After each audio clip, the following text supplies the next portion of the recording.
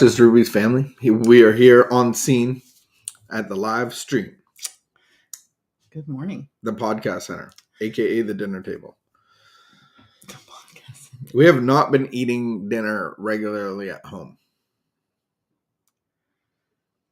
No. Thank you for the announcement. Real life. Everyone was wondering. They were all wondering. This is now no one a cares. podcast table. How many? I think with real life opening, how many people eat at home all the time? Probably most. Yeah. Yeah. You think? Is it a generational thing? Like, I know that my parents never eat out. We haven't even been eating in restaurants though. No, we have friends, and then and now that our Booch Pit, aka church, aka coffee house, is like in the West End, it's so much harder to come home. Like, it's a 35-minute drive at best. Someone said to me, "Are you guys gonna buy a house in that area?" And I was like, "No. Who can afford to buy a house?" Yeah, like, we don't own the property, so this is the house that we're gonna live in.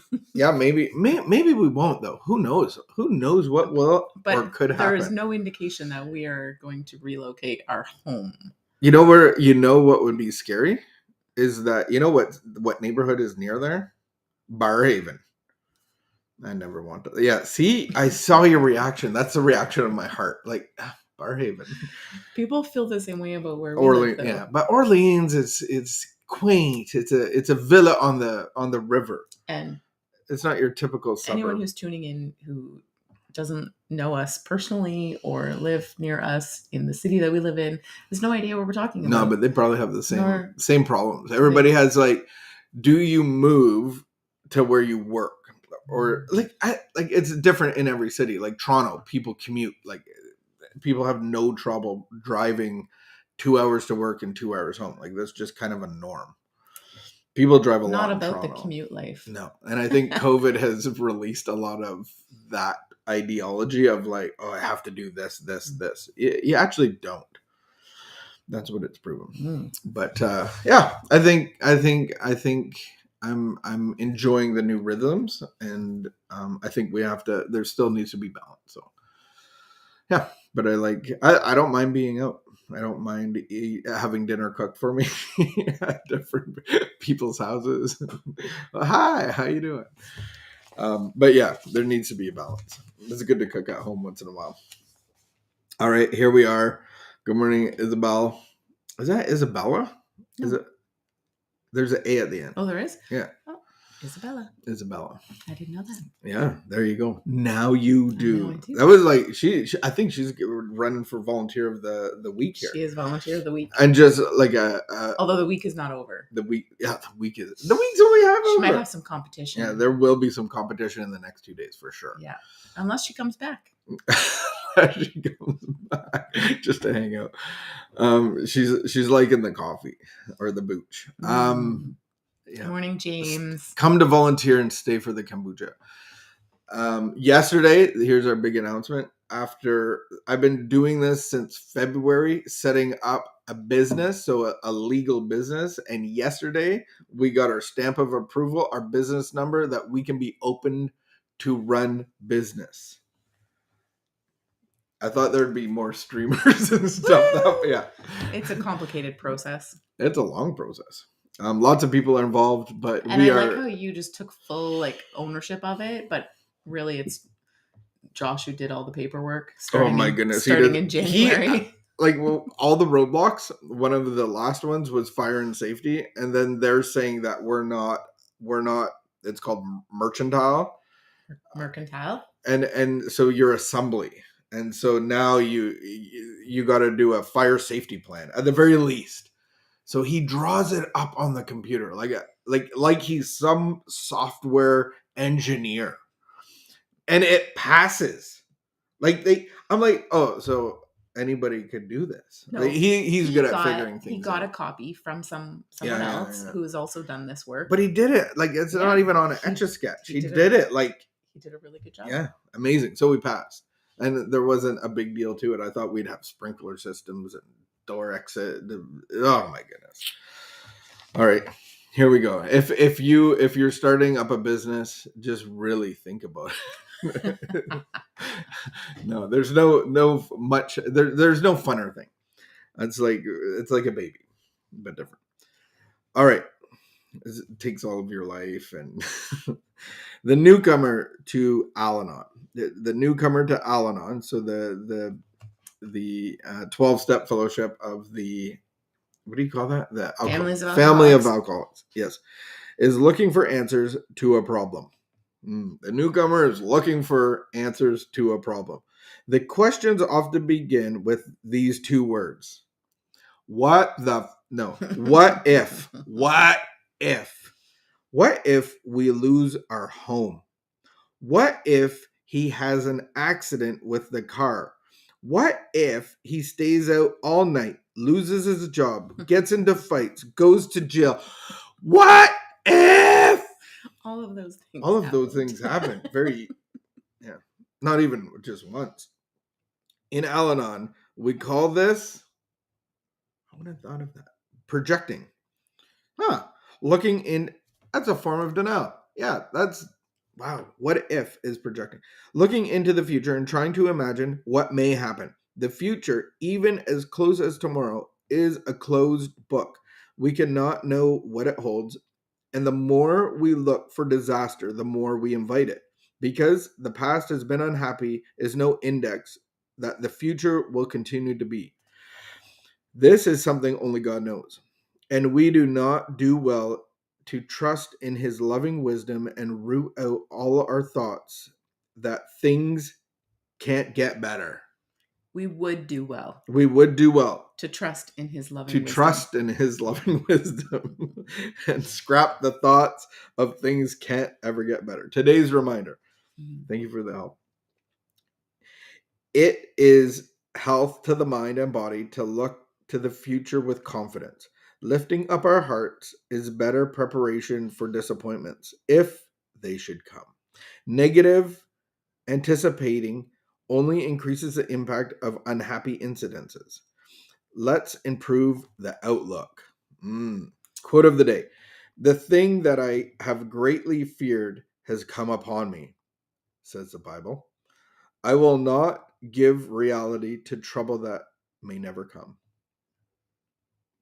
Where in the Bible? How much time do we spend worrying about things that never happen? And so why not just be in the present and deal with the things that are happening? I get it. I get what they're saying, but it sounds like some recovery BS. Like it really does. Like, don't worry about those things. Don't even think about them. Spin out positivity. Like, shoot out rainbows out of your eyes. Give hugs. Don't do drugs. And it's like I just hear some BS. And it's like when I read those things, especially when like your husband is not showing up at work and there's like a really good chance he could lose his job. No, he did. Then you can't pay your bills. And you can't pay your rent. Like, and they're going to take the house. Like, all that crap happens. Like, it's not like it's not going to happen. Like, those are things that's going to happen. If you live in addiction, that stuff is going to happen. And I don't think it's a good idea to blind yourself with unicorns and rainbows and go, everything's going to be all right. I do believe that when you give your life to God, he is not going to leave you in the mess, but turn your mess into a message that's going to be hopeful to others. But the reality is it's going to be a crap storm. The chicken's hitting the fan. There's like feathers flying. But what if we turn the what if into even when?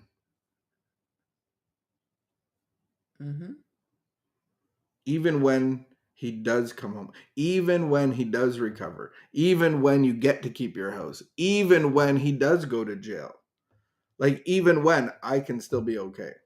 Well, that's actually exactly what I went to Al-Anon saying. I went to Al-Anon saying I need to learn how to be okay if he's never okay.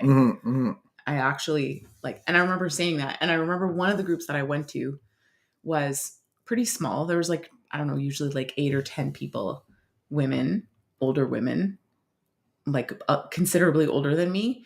and they were all resigned to their situation. Mhm, This was mhm. how they were going to live. They were going to tiptoe around an alcoholic in their house.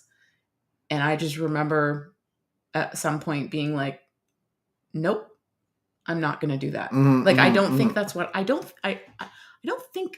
I remember at first it was like a curiosity of like, I don't actually think that that's how I want to live my life. I don't see myself doing that. No, you shouldn't be resigned. Because So that's why I say even if. It's like I I promise you, especially if you're in addiction or got court stuff or kids and see it, like there is a bull, not bull crap. We're moving from the BS to the actual bull. That's fear. Bull is a fear, and it's going to be like a bull in a china shop, and you can't not react to it. But I don't want to be. Look this up on YouTube. Like, what's the Spain run?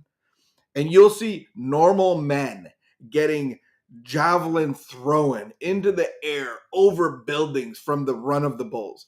I want to be the matador in the ring with my fancy shoes and my little cape, and I'm not being controlled by the fear. I'm controlling it. Like, I'm actually giving it to God. I'm trained, I'm equipped, and I'm not going to be demolished by it.